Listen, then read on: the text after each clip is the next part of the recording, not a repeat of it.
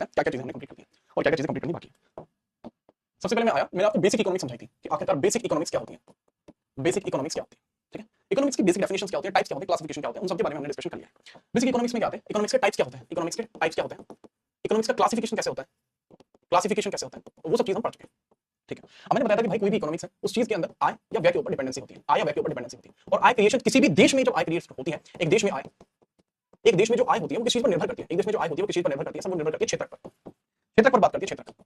अब एक इकोनॉमिक्स में क्षेत्र के सेक्टर्स का बहुत बड़ा खेल होता है, और वो जो खेला था वो भी मैंने आपको करके दिखा दिया था, क्षेत्र के बारे में भी मैंने आपको कंप्लीट डिटेलिंग जो है दे दी थी, ठीक है। चलिए याद रखेंगे चीजें, तो वो चीजें जो क्षेत्र होते हैं यानी सेक्टर ऑफ इकोनॉमिक्स होते हैं वो भी मैं आपको पढ़ा चुका हूं, सेक्टर ऑफ इकोनॉमिक्स होते हैं वो चीज मैं आपको पढ़ा चुका हूं।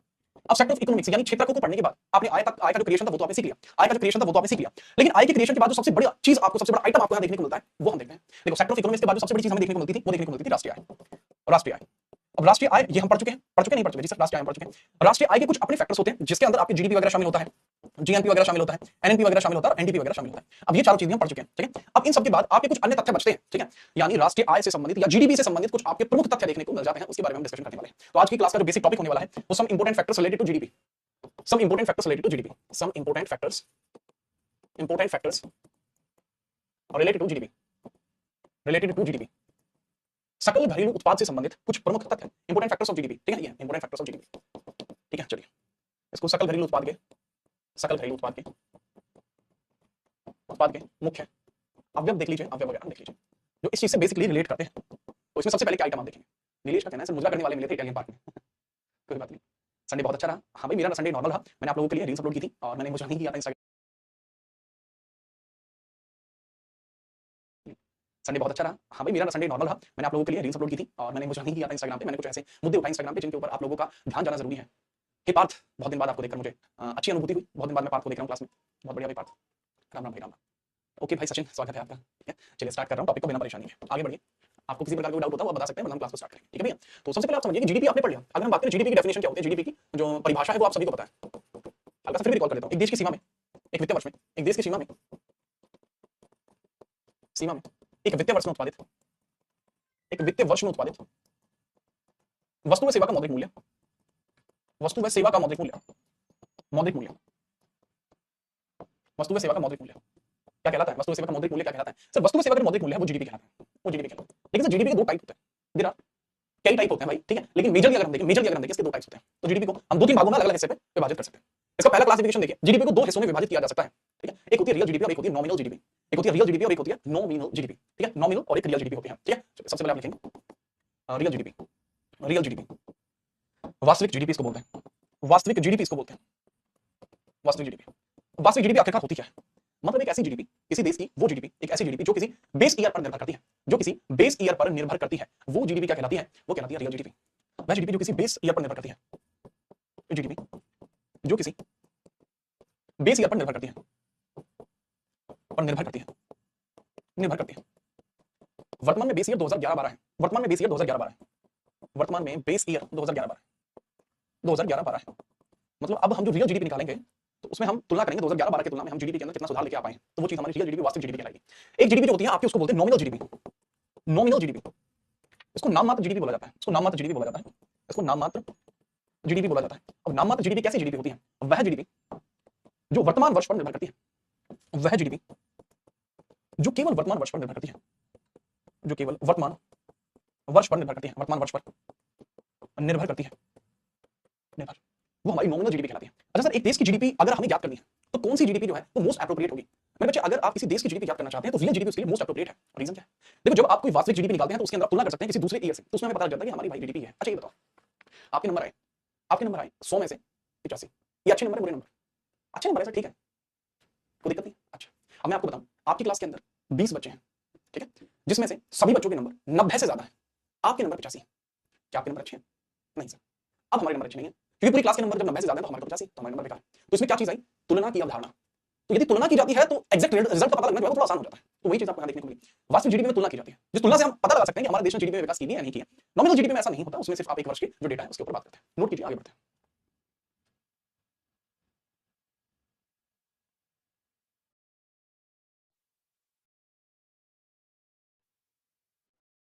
पढ़ाने पर ठीक है मेरे पढ़ने के बाद आपको एनसीईआरटी नहीं कोई भी पुस्तक पढ़ने की आवश्यकता नहीं है, ठीक है, क्लियर है जी। इसके बाद मैं आपको एग्जांपल के माध्यम से समझाने का प्रयास करूंगा, एग्जांपल के माध्यम से पढ़ाने का प्रयास करता हूं।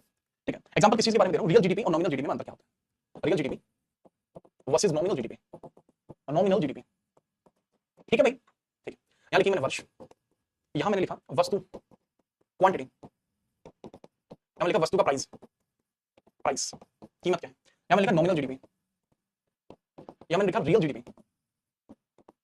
ओके, ठीक है। वर्ष 2011 ये हमारे बेस ईयर है, 11-12 जो है ये हमारा क्या है, बेस ईयर, बेस ईयर। बेटा मुझसे इकोनॉमिक्स पढ़ने के बाद आप बेसिकली पढ़ाने के लिए तैयार होते हैं ठीक है, यहां से आप पढ़ने के बाद आप लोगों को इतनी क्लैरिटी के साथ बता सकते हैं जिसका कोई जवाब हो जाएगा। ठीक है सर, वर्तमान में 2011-12 को ही क्यों लिखा गया है, देखो इस चीज का कोई स्पेसिफिक आंसर तो नहीं है, मैं बता सकता हूं, लेकिन 2011 और 12 के अंदर हमारी जो जीडीपी थी उसमें सबसे बड़ी वृद्धि देखने को मिली थी, इस वजह से 2011-12 को रखा जाता है। आगे आने वाले समय में धीरे से चेंज कर देंगे, जैसे 2024 के बाद 25 का बजट लेके आएंगे, फिर इसको 15-16 कर दिया जाएगा, 15-16 कर दिया जाएगा। ठीक है, अगले बजट में बेस ईयर हम 2011-12 के लिए अगला बजट आएगा उसमें जो है 15-16 हो जाएगा बेस। ठीक है, आगे 2012-13, 2013-14 एग्जांपल को नोट करना है, 2014-15 और 2015-16, मुझे नहीं लगा यहां तक कोई दिक्कत है। पहले जो वस्तु हमने बनाई थी वो वस्तु को इस तरीके से आप लिखेंगे 5, फिर हमने बना ली वस्तु 6, फिर वस्तु हमने बना ली 8, फिर वस्तु हमने बना ली 10 और फिर वस्तु हमने बना ली 12। कोई समस्या आई नहीं। प्राइस क्या है वस्तु का सर, पहले वर्ष में जो बेस ईयर के अकॉर्डिंग पहले जो हमारा प्राइस था वो था 20 रुपए, फिर वस्तु का प्राइस हो गया सर 25 रुपए, फिर वस्तु का प्राइस हो गया सर 30 रुपए, वस्तु का प्राइस हो गया सर आप मान के चलिए 30 रुपए ही रहा, ऐसा भी हो जाता है, कोई दिक्कत नहीं। फिर आपके 15-16 में वस्तु का जो प्राइस हो गया वो 35 रुपए हो गया। कोई समस्या नहीं सर। जीडीपी का फुल फॉर्म क्या, अमित नाम के बच्चे का पूछना, अमित भाई मैं जीडीपी का फुल फॉर्म मुझे नहीं पता, आप नासा वालों से पूछना, वो जीडीपी का फुल फॉर्म शायद आपको बता पाए, मुझे असली नहीं पता, नासा वाले बता सकते हैं। 2011-12 के अकॉर्डिंग अगर मैं नॉमिनल जीडीपी की बात करूं, जो नाममात्र जीडीपी आपकी है तो कितनी आएगी सर, वो तो वर्तमान वर्ष के आधार पर निकलती है, बेस ईयर से उसका कोई लेना देना नहीं है, पढ़ा है नहीं। तो वर्तमान वर्ष में 20-2500। ठीक है, अगर मैं बात करूं 2012-13 के लिए नॉमिनल जीडीपी कितनी है, ये सब आप बताओगे, फटाफट बताइए 2012-13 के लिए नॉमिनल जीडीपी कितनी है, दोस्तों कुछ तो आंसर करो। नीलेश बेटा मजा लेने के लिए आ जाता, आंसर देने के लिए नहीं। फॉर्म है ग्रॉस डोमेस्टिक प्रोडक्ट, सकल घरेलू उत्पाद। ठीक है, चलो आंसर किया बच्चों ने, तो 25 का 150 आपकी हो जाएगी यहां पर, कोई समस्या नहीं है। 8 या 24 240 रुपए, 30 10 जा 300 300 रुपए जीडीपी, 12 मल्टीप्लाई बाय 35, 12 पंजे 60 का 0 हाथ से लगा 6, 12 36 36 42 420। तो ये क्या, ये कौन गधा है जो 3000 बता रहा है, नीलेश बेटा भला मारूंगा, ये 3000 क्यों बता रहा है। ठीक है, अब मैं बात करता हूं रियल जीडीपी की, अब मैं बात करूंगा रियल जीडीपी। अच्छा रियल जीडीपी के लिए मैं कलर यूज कर रहा हूं पर्पल, जो कि स्पेसिफिक करने के लिए यूज कर रहा हूं ताकि आप इसको किसी के साथ मर्ज ना कर दें, पर्पल कलर यूज। तो इसमें बेस ईयर लगानी पड़ेगी, बेस ईयर हमारी ये है, तो इसमें प्रोडक्ट कितना 5। ठीक है, वो तो दिख ही रहा है हमें, तो इसको 5 को हर जगह लिखना पड़ेगा बेस ईयर की वजह से, बेस ईयर है ना तो आधार ही रखना पड़ेगा। ठीक है, आधार यही रखना पड़ेगा, आधार यही रखना पड़ेगा, बेस ईयर है ना इसलिए। तो अब माहौल क्या बन गया मेरे बच्चे, माहौल ये बन गया सर, रेट जो है रियल जीडीपी के लिए 5 रहने वाली है वैल्यू, क्योंकि हमारी बेस ईयर है, तो 20 पंजे 100 रियल जीडीपी 100 रहेगी इसकी। ठीक है, अगले वर्ष की रियल जीडीपी क्या रहेगी बताओ, अगले वर्ष की रियल जीडीपी क्या रहेगी मित्रों बताओ। देखो सर 2012-13 की बात है, इसके अंदर रियल जीडीपी आप कैसे काउंट कर सकते हैं, 5 यहाँ पे 6 है टोटल वस्तु, लेकिन बेस ईयर की वजह से हम 5 की मान के चलते हैं, ये फर्क पड़ा है नहीं पड़ा, तो 25 पंजे 125। तो हमने देखा पिछले साल के मुकाबले इस साल हम बढ़ पाए, कितना प्रतिशत बढ़े, ये 25% बढ़े, कितना बढ़े 25% बढ़े, कितना परसेंट बढ़े मेरे बच्चे, 25% बेसिकली बढ़े, 25% इंक्रीज हुआ है एक्चुअल में हुआ है। अच्छा यहाँ पे अगर हम देखते हैं परसेंट इंक्रीज कितना हुआ सर, यहाँ पे तो 50% इंक्रीज हो गया, तो अगर हम नॉमिनल जीडीपी के अकॉर्डिंग काउंट करते तो हम जीडीपी को गलत गिन लेते, इसलिए रियल जीडीपी जरूरी है। दिमाग में घुसी बात, बहुत बढ़िया। यहाँ पे भी 3 पंजे 15 150 हो जाएगा, या 150 हो जाएगा, बेस ईयर से काउंट करेंगे 50% वृद्धि हुई है। ठीक है, यहाँ 3 पंजे 15 यहाँ 150 ही रहेगा, यहाँ 150 ही रहेगा, जीडीपी में कोई काउंट में वृद्धि नहीं हुई है, स्टेबल रहा है। और 35 पंजे अगर हम करेंगे 155 हो जाएगा, 155। ठीक है, तो बेसिकली वृद्धि तो हुई है। ठीक है, चलिए कोई समस्या नहीं सर, यहाँ तक तो कोई समस्या हमें नहीं है, यहाँ तक कोई समस्या हमें नहीं है। ठीक है, 5 5 25 का 5 15 16 17। ठीक है, चेंज कर लीजिए इसे, ये मैंने काउंटिंग में गलती कर दी है। 35 की मल्टीप्लाई जब इसमें करोगे 5 5 25 का 5 हासिल का 2 5 15 16 17 175। ठीक है चलिए, ठीक है, अरे भैया 175 होगा लिख तो दिया मैंने, मान जाओ मैं थोड़ी पढ़ा रहा हूँ ठीक है, तो अधिकतम परिवर्तन कितना हुआ 75%, लेकिन नॉमिनल जीडीपी के अकॉर्डिंग अगर आप परिवर्तन देखोगे कितना हुआ सर, इसमें हुआ 320%, 20%, जब इतना तो हुआ भी नहीं है, तो ये एरर होता है, वो एरर नहीं आना चाहिए, इसलिए आपकी जो जीडीपी है वो इस हिसाब से निकाली जाती है। नोट करो फिर आगे बढ़ते हैं, नोट करो फिर आगे बढ़ते हैं। जीडीपी को 2 आधारों पर ज्ञात किया जा सकता है, 2 आधारों पर ज्ञात किया जा सकता है, पर ज्ञात कर सकते हैं जीडीपी को 2 आधारों पर ज्ञात कर सकते हैं, एक होता है भाई फैक्टर कॉस्ट और दूसरा होता है मार्केट प्राइस, मार्केट कॉस्ट। एक होता है आपका फैक्टर कॉस्ट, एक होता है भाई मार्केट प्राइस, मार्केट प्राइस। अब ये 2 बवाल क्या लिख दिया सर आपने, एक तो आप शब्द बहुत नए नए लिखते हो, गलत बात है सर आपकी, चलो समझाता हूं। ठीक है, फैक्टर कॉस्ट होता है लागत मूल्य, और फैक्टर प्राइस मार्केट प्राइस होता है बाजार मूल्य, बाजार मूल्य। ठीक है, तो जीडीपी को 2 तरीके से ज्ञात किया जा सकता है। जी हां, एक वस्तु या सेवा है, एक वस्तु या सेवा है, इसकी एक कीमत होती है, हर चीज की एक कीमत होती है, लेकिन मैं बिकाऊ नहीं हूं चलो, एक वस्तु या कीमत, एक वस्तु की कीमत होती है, सबसे पहले एक होती है लागत मूल्य, लागत मूल्य क्या होता है? मान के चलो जैसे पेन है, इसको बनने में जो प्लास्टिक खर्च हुई होगी, जैसे ये जो मैंने टी-शर्ट पहनी है, जैसे ये मान लो, ये टी-शर्ट जो पहनी हुई है ये मान लो, तो इसमें क्या है, इसमें एक लागत प्राइस खर्च हुई है जिसमें बनकर तैयार हुई है, मतलब टेक्सटाइल खरीद के लाए, उन्होंने सिलवाया, ठीक है, वो सब कुछ किया, तो वो जिसमें ये बनकर तैयार हुई, तो जिसमें बनकर तैयार हुई उसको लागत मूल्य बोलते हैं, जिसमें बनकर तैयार हुई उस चीज को क्या बोलते हैं? लागत मूल्य बोलते हैं। और इसका लागत मूल्य मान के चलिए किसी वस्तु का लागत मूल्य 300 रुपए है, उसके ऊपर से फिर उसके ऊपर मार्केटिंग कॉस्ट होगा, ठीक है, उसके ऊपर कितने रुपए लगेंगे सर? उसमें दो तरीके लग सकते हैं, टैक्स लग सकते हैं, ठीक है, चलिए उसके ऊपर टैक्स लग सकते हैं, जिसको क्लियर नहीं दिख रहा है मैं अभी सही करा रहा हूं इसको, बेटा इस वाले एग्जांपल को देख लो, फिर मैं सही करा रहा हूं। टैक्स लग सकते हैं, बाकी जो बता रहा हूं, टैक्स आपका लग सकता है, पहली चीज।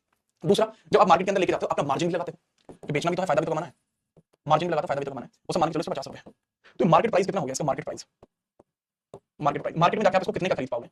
बाजार में जाके इसको कितने का, सर बाजार में जाके इसको खरीद पाएंगे 350। तो इस हिसाब से आपकी जो वस्तु एक ही है, मान के चलो इस टी शर्ट की हमने बात की है, ठीक है, मान के चलो इस टी शर्ट की हमने बात की है, इस टी शर्ट की बात कर रहे थे हम, और इस टी शर्ट के ऊपर ये लो फ्लावर भी बना हुआ है, ठीक है, इस टी शर्ट की बात कर रहे थे, अलादीन की टी शर्ट है, तो इस टी शर्ट को जब आप खरीदोगे, इस टी शर्ट को जब आप खरीदोगे, तो एक तो लागत प्राइस पे खरीद सकते हो, एक मार्केट प्राइस पे खरीद सकते हो, तो डिपेंडेंसी होती है कि आप किस प्राइस पर इसको खरीद पाते हैं, तो जिस प्राइस पर आप इसको खरीद पाते हैं वो चीज आपकी डिपेंडेंसी क्लियर करती है, वो चीज आपकी जो डिपेंडेंसी उस चीज को क्लियर करेगी, याद रखना। तो आप मान के चलो किसी भी प्राइस पे आपने खरीदा है तो उसको समझ लेना कि या तो आप मार्केट प्राइस पे खरीदोगे या फैक्टर प्राइस पे खरीदोगे, इतने का खरीदने का, तो सर इससे जीडीपी का क्या लेना देना है? बहुत बढ़िया सवाल, जीडीपी का लेना देना क्या है? आपकी दो डेफिनेशन बनती है, आपकी क्या बनती है? आपकी दो डेफिनेशन बनती है, और दो डेफिनेशन आप समझ लीजिए कैसे कैसे बनती है। पहली डेफिनेशन तो आपकी बनती है कि जीडीपी अगर आप मार्केट प्राइस पर निकालने के लिए जाओगे, ठीक है, जीडीपी अगर आप मार्केट प्राइस पर निकालने के लिए जाओगे तो आपको क्या करना पड़ेगा? फैक्टर कॉस्ट की जीडीपी ज्ञात होनी चाहिए, फैक्टर कॉस्ट की जीडीपी ज्ञात होनी चाहिए, एफसी यानी फैक्टर कॉस्ट। अगर आपके पास फैक्टर कॉस्ट की जीडीपी है तो उसमें आपको क्या टैक्स ऐड करने पड़ेंगे, टैक्स जो है आपको ऐड करने पड़ेंगे, और सब्सिडी जो है वो घटानी पड़ेगी, plus tax minus subsidy. Subsidy क्या होती है? गवर्नमेंट के द्वारा दी जाती है सब्सिडी, अभी लेते हो ना सिलेंडर की सब्सिडी, गवर्नमेंट के द्वारा दी जाती है। तो जीडीपी अगर आपको मार्केट प्राइस पर ज्ञात करनी है तो ये फॉर्मूला है, अगर फैक्टर प्राइस पर ज्ञात करनी है तो जस्ट इसका उल्टा हो जाएगा, फैक्टर प्राइस पर अगर ज्ञात करनी है तो जस्ट इसका उल्टा हो जाएगा, सब्सिडी फिर ऐड हो जाएगी, टैक्सेस में से माइनस हो जाएगा, सेम इसका उल्टा होता है। लेकिन मैंने दोनों चीजें लिखवाई हुई हैं, इसके पीछे का रीजन क्या है? आपसे एग्जामिनेशन में एक सवाल पूछा गया था 2023 में, पूछा गया था एक सवाल, ठीक है, 2023 में एक सवाल पूछा गया था, सवाल था जीडीपी डिफ्लेक्टर क्या होता है, ठीक है, सर टी शर्ट का गला तिरछा बन गया, अरे क्या समझ रहे हो, आदमी तिरछा इसलिए बनाई है। चलो एक सवाल पूछा गया था व्हाट इज जीडीपी डिफ्लेक्टर, तो सवाल था जीडीपी डिफ्लेक्टर क्या होता है, जीडीपी डिफ्लेक्टर क्या होता है, जीडीपी डिफ्लेक्टर क्या होता है? तो जीडीपी डिफ्लेक्टर के बारे में आपको याद रखना, जीडीपी डिफ्लेक्टर क्या होता है बेसिकली। देखो जीडीपी डिफ्लेक्टर को समझने के लिए आपको दो तीन चीजें समझनी होंगी, जीडीपी डिफ्लेक्टर को समझने के लिए आपको दो तीन चीजें समझनी होंगी कि सबसे पहले आपको जीडीपी और मार्केट प्राइस आपको ज्ञात होना चाहिए, फैक्टर प्राइस भी आपको ज्ञात होना चाहिए, या आप समझिए जीडीपी डिफ्लेक्टर दो तरीके से ज्ञात किया जा सकता है, ठीक है, दो तरीके से आपका ज्ञात किया जा सकता है, बता देता हूं, ठीक है, इसके अंदर GDP at market price, GDP at market price, GDP at factor cost multiply by 100, पहली परिभाषा, ठीक है। अच्छा जीडीपी डिफ्लेक्टर इससे तो निकलता ही है, जीडीपी डिफ्लेक्टर इनसे भी निकलता है, इससे भी जीडीपी डिफ्लेक्टर निकलता है, क्या लिख लेना जीडीपी डिफ्लेक्टर, जीडीपी डिफ्लेक्टर, यहाँ पे भी जीडीपी डिफ्लेक्टर को लिख लेना, जीडीपी डिफ्लेक्टर के बारे में, जीडीपी डिफ्लेक्टर के बारे में आप लिख लेना, ठीक है, क्या होता है GDP deflector is equal to, GDP deflector में हमेशा याद रखना नीचे जो वैल्यू आती है, नीचे जो वैल्यू आती है वो रियल वाली आती है, तो इसमें रियल जीडीपी, रियल जीडीपी ऊपर नॉमिनल जीडीपी, नल GDP multiply by 100, multiply by 100, और ये जो डेफिनेशन है ये ज्यादा फेमस है, ये मोस्ट एप्रोप्रिएट है, एप्रोप्रिएट है। इस डेफिनेशन को सिर्फ मॉडर्न इकोनॉमिक्स में मानते हैं, इसको सिर्फ मॉडर्न इकोनॉमिक्स में मानते हैं, सिर्फ मॉडर्न इकोनॉमिक्स में मानी जाती है, बाकी वो हर जगह मानते हैं। नोट करके लिख लीजिए, आगे बढ़ते हैं।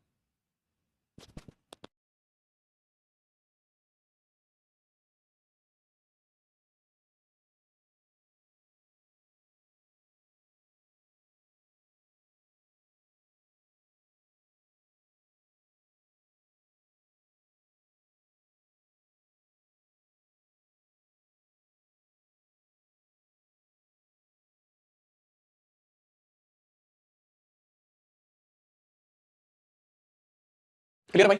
मुझे लगता है कोई दिक्कत होगी आपको, अब तक तो क्लियर आपने कर लिया होगा ये चीज, कमेंट आप क्या ही नहीं रही है, जैसे मैं पहले भी बता चुका हूं। चलिए आगे बढ़ते हैं अगले टॉपिक की तरफ, बड़ा इंपॉर्टेंट टॉपिक है चैप्टर ये अगला, गरीबी व बेरोजगारी। आज की डेट में हर कोई चाहता है कि ना वो गरीबी में रहे ना वो बेरोजगारी में, हर कोई गरीबी और बेरोजगारी के दलदल से खुद को बाहर निकालना चाहता है, लेकिन ये चीज होगी प्रैक्टिकल। अगर आपसे ऑन पेपर पूछा जाए कि आखिरकार गरीबी क्या होती है, या आपसे पूछा जाए आखिरकार बेरोजगारी क्या होती है, तब उसको आप क्या जवाब देंगे? ये बड़ी बात है। जब आपने नोट कर लिया है तो मैं आगे बढ़ता हूँ, नेक्स्ट चैप्टर की हेडिंग डालता हूँ, नेक्स्ट चैप्टर की हेडिंग डालता हूँ, लिखिए हेडिंग गरीबी व बेरोजगारी, दिस इज चैप्टर 2, ठीक है, क्योंकि देखो आपका जो यूनिट है इसके अंदर मैंने चैप्टर लगाए होंगे बिल्कुल अकॉर्डिंगली, ठीक है। जो आर्थिक विकास है मेरे बच्चे, आपका आर्थिक विकास, इकोनॉमिक डेवलपमेंट आपको तभी समझा पाऊंगा जब आपको गरीबी के बारे में पता हो, ठीक है, गरीबी के बारे में बेसिकली पता हो। तो राष्ट्र क्या है, पृष्ठभूमि के अंदर, बैकग्राउंड के अंदर ही वो जो पॉइंट है आपका वो आता है, ठीक है, तो इसमें आप लिख लेंगे, मैं पॉइंट शुरू कर रहा हूं, गरीबी व बेरोजगारी, गरीबी व बेरोजगारी, गरीबी व बेरोजगारी, okay, now I am moving further, अब मैं आगे बढ़ रहा हूं, लिखना शुरू कीजिए, गरीबी व बेरोजगारी, व बेरोजगारी, बेरोजगारी, ठीक है, गरीबी यानी poverty, poverty and unemployment, unemployment, इस चीज को समझिए, बहुत ध्यान से समझाने की कोशिश करूंगा, आपको भी बहुत ध्यान से समझने की कोशिश करूंगा, काफी अच्छा मतलब कांसेप्ट है। तो सबसे पहले हम बात करेंगे आखिरकार गरीबी क्या होती है, what is poverty, what is poverty, आखिरकार गरीबी क्या होती है, व्हाट इज पॉवर्टी, एक क्वेश्चन आता है, व्हाट इज पॉवर्टी, गरीबी क्या है, आखिरकार गरीबी क्या है, इसका आप सीधा आंसर देंगे जब कोई परिवार या व्यक्ति अपनी आय के साधन का उपयोग करके अपने परिवार की दैनिक आवश्यकताओं को पूरी नहीं कर पाता, तब वह स्थिति गरीबी कहलाती है। जब कोई व्यक्ति अथवा परिवार, देखिए, जब कोई व्यक्ति अथवा परिवार अपनी आय के सभी साधनों का प्रयोग करके, अपनी आय के सभी साधनों का प्रयोग करके, सभी साधनों का प्रयोग करके, आय के सभी साधनों का प्रयोग करके, अपनी आय के सभी साधनों का प्रयोग करके अपनी दैनिक आवश्यकताओं की पूर्ति नहीं कर पाता, अपनी दैनिक आवश्यकताओं की पूर्ति, अपनी दैनिक आवश्यकताओं की पूर्ति नहीं कर पाता, अपनी दैनिक आवश्यकताओं की पूर्ति नहीं कर पाता, नहीं कर पाता, वह गरीबी की अवस्था कहलाती है, वह अवस्था गरीबी कहलाती है या पॉवर्टी कहलाती है, पॉवर्टी कहलाती है। अच्छा, इसकी इंग्लिश में डेफिनेशन भी याद रख लेना, इसकी डेफिनेशन इंग्लिश में याद रखना। Poverty is a condition in which a person or a family, poverty is a condition in which a person or family are unable to meet their basic needs, are unable to meet their basic needs, unable to meet their basic needs, जो उनकी प्राथमिक आवश्यकता है वो उनकी पूर्ति भी नहीं कर पा रहे हैं, तो ऐसी अवस्था को गरीबी का चाबुक कहा जाता है, एक तरीके से गरीबी कहा जाता है। ठीक है, ये जो डेफिनेशन मैंने आपको बताई है, इस डेफिनेशन को आधार बनाते हुए वर्ल्ड डेवलपमेंट इंडेक्स, एक संस्था है वर्ल्ड डेवलपमेंट इंडेक्स की तरह काम करती है, वो एक रिपोर्ट जारी करती है, वर्ल्ड डेवलपमेंट रिपोर्ट, विश्व विकास सूचकांक। इस पॉवर्टी के रिगार्डिंग एक विदेशी स्रोत है जो आपका विश्व विकास सूचकांक जारी करता है, सूचकांक जारी करता है, सूचकांक जारी करता है, जिसको हम बोलते हैं world development index, world development index, world development index जिसको बोला जाता है। तो मेरे बच्चे जो वर्ल्ड डेवलपमेंट इंडेक्स आपको यहाँ देखने को मिल रहा है, इसके संबंध में एक चीज हमेशा याद रखें कि विश्व विकास सूचकांक जो है, विश्व विकास सूचकांक जो है, उसके आधार पर जो बेसिक नीड्स बताई गई हैं वो कुछ इस प्रकार से बताई गई हैं, इसके हिसाब से कुछ बेसिक नीड्स बताई गई हैं कि मनुष्य को ये चीज तो मिनिमम प्राप्त होनी चाहिए, बेसिक नीड्स तो मिनिमम प्राप्त होनी चाहिए, जैसे जिसमें सबसे जरूरी चीजें इसमें लिखी गई हैं, भोजन, वस्त्र, आवास, शिक्षा और चिकित्सा, सारे किलो, भोजन, वस्त्र, आवास, शिक्षा, आवास, शिक्षा और चिकित्सा, चिकित्सा, ठीक है, चिकित्सा, चिकित्सा बेसिकली किस लिए स्टैंड करता है, चिकित्सा गलत लिख दिया, अरे चिकित्सा को लिखा जाता है ऐसे, चिकित्सा। अब ठीक है, तो मतलब ऐसे व्यक्ति जो टाइम से भोजन नहीं कर पाते, फूड नहीं ले पाते, ऐसे व्यक्ति जो टाइम पर क्लोथ्स नहीं खरीद पाते, कपड़े नहीं ले पाते, ऐसे व्यक्ति जो आवास में नहीं रह पाते, जिनके पास हाउस नहीं है, जिनके पास एजुकेशन नहीं है, और जिनके पास अपना इलाज कराने के लिए ट्रीटमेंट के पैसे नहीं है, तो ऐसी अवस्था मेरे बच्चे पॉवर्टी कहलाती है। This condition is called poverty, then this condition is called poverty, तब यह अवस्था पॉवर्टी कहलाती है। एंड इसके बारे में आप याद रखेंगे, बिना परेशानी के याद रखेंगे, आपको कोई दिक्कत नहीं होनी चाहिए यहाँ तक, जब आप क्लियर कर लें तो बता दें, ठीक है भाई। आगे बताइए, रोटी कपड़ा और मकान, मेरे बच्चे रुद्रांश, वो बातें पुरानी हो चुकी हैं, तो सुना होगा, वो बातें खा गई मुझे जो कभी पी गया था मैं सुनाया नहीं डायलॉग, तो बस कोई बात पीनी नहीं है आपको जीवन में, ठीक है, यार ये डायलॉग याद आ गया, यहाँ से रिलेट तो करता नहीं, याद आ गया तो मैंने सोचा बता दूं आपको, ठीक है। आगे बढ़ते हैं,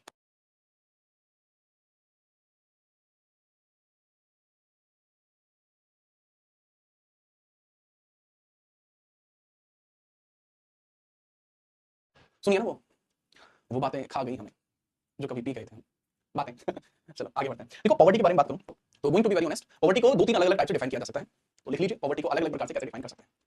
तो मैंने यहाँ पे हेडिंग डाली, पॉवर्टी के डिफरेंट टाइप्स की हेडिंग मैंने आपके लिए डाली है, ठीक है। चलिए, डिफरेंट टाइप ऑफ पॉवर्टी या फिर डिफरेंट डेफिनेशन ऑफ पॉवर्टी, यहाँ सीधा लिखेंगे definition of poverty, definition of poverty. तो हर एक की अपनी अलग डेफिनेशन है पॉवर्टी का, एक्सप्लेन आप कैसे करते हैं। वर्ल्ड बैंक की अपनी अलग है, विश्व बैंक, वर्ल्ड बैंक आज की डेट में बहुत ज्यादा फेमस है, रीजन है कि वर्ल्ड बैंक वाले अपने जन्मदिन में मुझे बुलाते हैं वर्ल्ड बैंक के बारे में याद रखना, इसकी एस्टैब्लिशमेंट 1945 में होती है, इसके हेडक्वार्टर न्यूयॉर्क में है, इसके वर्तमान में चेयरमैन जो है वो भारतीय हैं, अजय बंगा साहब है, अजय बंगा, इनका कलेशा चलता था पहले बंगा का, तो उन्हीं से इनका नाम अजय बंगा पड़ गया। चलिए मैं करूं, तो वर्ल्ड बैंक के द्वारा आप गरीबी की परिभाषा समझ सकते हैं, ऐसा व्यक्ति जो दिन में $2 भी नहीं कमा पाता, $2 की इनकम भी नहीं कर पाता, उसको गरीब नहीं कंसीडर किया जाएगा, उसको गरीब माना जाएगा। क्या माना जाएगा? उसको गरीब माना जाएगा। देखो, एक अमेरिका के डॉलर की जो वर्तमान कीमत है, $2 की, मतलब आईएनआर में अगर मैं बात करूं, इंडियन नेशनल रूपी में अगर मैं बात करूं तो $2 है ना, तो इसको आप डिफाइन कर लेंगे 2 मल्टीप्लाई में 82 रेट चल रहा है आजकल, आसपास 82 के आसपास चल रहा है, 82 लगा लेता हूं, 8 2 16 2 2 4 164 रुपए।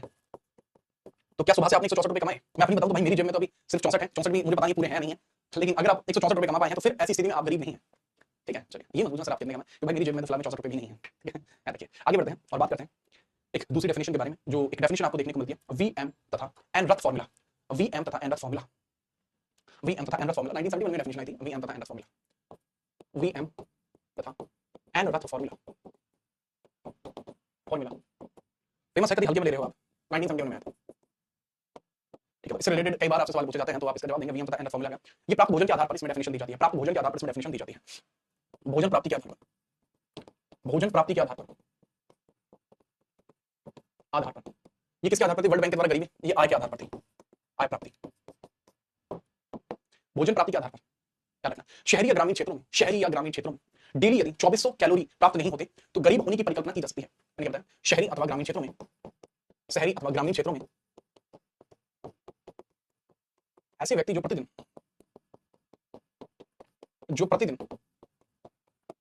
2400 कैलोरी भी प्राप्त नहीं कर पाते, प्राप्त नहीं कर पाते, वो गरीब कहलाते हैं, गरीब कहलाते हैं। तो क्या कहलाते हैं मेरे बच्चे? वो गरीब कहलाते हैं, याद रखें। इसके बाद सुरेश तेंदुलकर समिति का वर्णन है जो नेक्स्ट पेज पर किया जाएगा, इस चीज को नोट कीजिए, फिर हम आगे बढ़ते हैं फटाफट।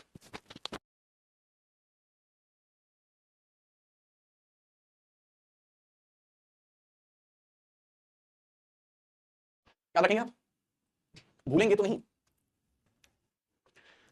याद रखेंगे, बहुत बढ़िया। आगे आप लिखिए, सुरेश तेंदुलकर समिति 2009 व्यय के आधार पर गरीबी की गणना करता है, व्यय के आधार पर परिकल्पना करता है, मंथली एक्सपेंसेस क्या करता है, ठीक है। देखिए सुरेश तेंदुलकर समिति 2009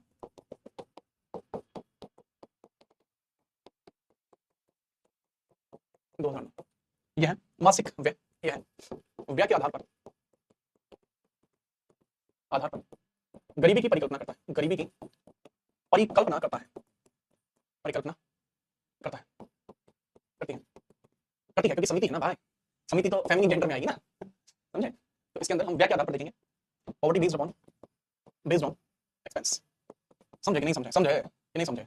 समझ गए, ठीक है। चलो यहाँ तक नोट कर लेंगे बेटा, और उसके बाद हम आगे बढ़ेंगे बिना किसी परेशानी के, या फिर समय अभी बचा हुआ तो लिखवा देते हैं। ऐसा ये होता है कि ऐसा कोई व्यक्ति जो शहर में, ऐसा कोई व्यक्ति जो शहर में और वो प्रतिदिन 33 रुपए नहीं खर्च कर पाता, 33 रुपए नहीं खर्च कर पाता, तो उसको गरीब कंसीडर किया जाएगा। इसमें शहरी आधार और ग्रामीण आधार अलग रखा गया था। शहरी आधार RS33 डेली या फिर 1000 मंथली मासिक। अगर आप खर्च करते हैं तो आप गरीब नहीं, अगर आप नहीं कर पाते तो आप गरीब हैं। तो 33 रुपए डेली आप लोग खर्च करते हैं, भाई मैं 30 रुपए खर्च करता हूँ मेट्रो का टिकट, ठीक है, याद रखना। चलो इसके बाद ग्रामीण आधार, जो 27 रुपए डेली खर्च कर पाते हैं और गांव में रहते हैं उनको गरीब कंसीडर नहीं किया जाएगा। 27 से 27 से अधिक अगर वो करते हैं, महीने का 816 रुपए, महीने का 816 मंथली अगर वो खर्च कर पाते हैं तो कोई मसला नहीं है, तो कोई मसला नहीं है। लेकिन इससे कम करते हैं तो समस्या ही समस्या। जिनका खर्चा इससे कम होता है उनको गरीब कंसीडर किया जाएगा। जिनका खर्च इससे कम है उनको गरीब की श्रेणी में रखा जाता है, उनको गरीब की श्रेणी में रखा जाता है, याद रखें, ठीक है भाई जी, याद रखोगे, बहुत बढ़िया। इसके बाद सी रंगाराजन समिति आती है, 2012 में आई थी, 2014 में रिपोर्ट सौंपी है, तेंदुलकर समिति को बेस माना था। तो सी रंगाराजन समिति के बारे में हम कल डिस्कशन कर रहे होंगे। वर्तमान के लिए इसको यहीं पर छोड़ दीजिए, इसके आगे की कहानी हम आपको कल क्लियर कराएंगे। उम्मीद है कि आपको किसी प्रकार की कोई दिक्कत, कोई समस्या, कोई परेशानी नहीं। मैं एक बार फिर से आपसे कल जुड़ूंगा और तब मैं आपसे बात करूंगा। आज की क्लास में कमेंट सेक्शन में मुझे लगता है कोई परेशानी है, कोई खामी आ गई है, बस ये खामी दिलों में ना आए। हाय हाय, बहुत बढ़िया, ठीक है, कोई चक्कर नहीं है, ये छोटी मोटी खामी आई है, इसको सही करा देंगे, तो कल मैं आपसे फिर से बात